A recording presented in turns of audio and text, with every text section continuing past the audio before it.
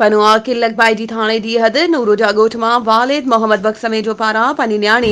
किरण समेजो जे अगवा ॼाणाए सोना ज़ेवर ॿिए सामान जी फुरलुट जो केस दाख़िल कराइण वारो मामिलो नओं रुख़ अख़्तियार करे वियो। नारी किरण मंज़र आम ते अची परवेज़ समेजो सां निकाह करण वारो वीडियो बयान ॾेई छॾियो। इन हवाले सां वधीक तफ़सील ॾेई रहियो आहे पनो आकिल मां CN न्यूज़ जो रिपोर्टर अयाज़ झंडीर। जी अयाज़, छा तफ़सील आहिनि? जीअं तव्हां ॿुधायूं पिया त पन्नू आकिल जे बैजी थाणे जे ॻोठ नौराजा मां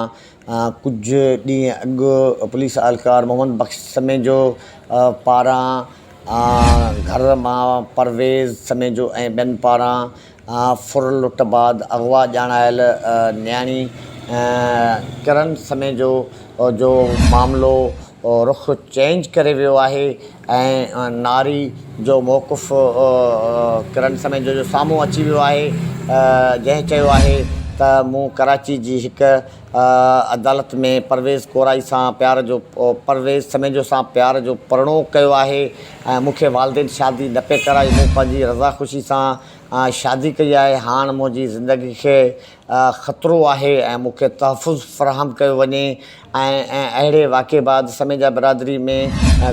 जेका वॾे पैमाने ते आबाद आहे उन में कुझु ॾींहंनि खां छिकताण पैदा थियल आहे, जंहिंमें वधीक तेज़ी अची वई आहे। महिरबानी अयाज़ तफ़सीलनि खां आगाह करण जे लाइ। वधीक ख़बरुनि ऐं अपडेट्स जे लाइ असांजे चैनल खे सब्सक्राइब कयो